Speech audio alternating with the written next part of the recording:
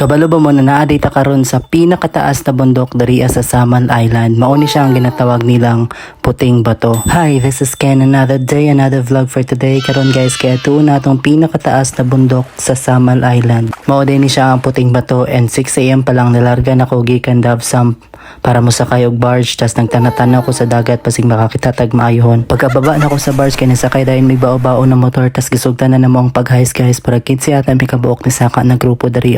Excited kayo ko masaka guys kay wala pa ko kasaka diri na bundok, and tanawon nato kung unsa pagyud katsada ang view sa taas. So aside ng mga kauban namo na Pinoy guys, nasad may mga Indiano na kauban, and lingaw kayo sila kauban kay sige lang sila pangutan na pila na lang daw ka oras bago ang peak kay kapoy na daw sila. Taod-taod kini ulan guys, mao to nagdali-dali sila, may na lang ako nakadala kog payong. Ang payong ginampermi na ako magamit pag mag-hike ko kay bugatan man ko sa raincoat, tapos di ko ganahan ibutang na ako sa bag. Moinit man umuulan, magamit siya po na ako ang payong. Abi yun na og minor hike running Puting Bato, pero naapod day sila danger zone diri kay kilid ana bangin naman. Dili lang day pangpang og pangin imong maagian kay magsuong-suong sad kag mga kahoy, tas luway kitong di masigo kay mukatkat gyud.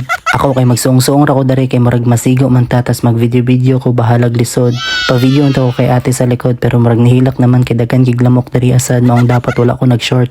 Pero padayon gyapon ta kay wa man tay mabuhat, pero nakay ra man sad, medyo lisod-lisod lang siya gamay kay slide ang dalan tas lapok tungod sa ulan. Kanina mga orasa guys kay abi na kog naa nami sa peak kay makita naman na akong tibuok Samal. Wa pa day mi katunga guys, mao to na diretso ta tas paspasan nato gamay. Gikapoy na pud ko aning guys, mao to pila kami tuto sige baktas ug ambak-ambak naabot ra gyud ta diri sa Puting Bato. Tanawan ninyo. Mao day ni ilang signage na gibutang na nakas peak guys. Tas ingani katsada ay makita sa taas.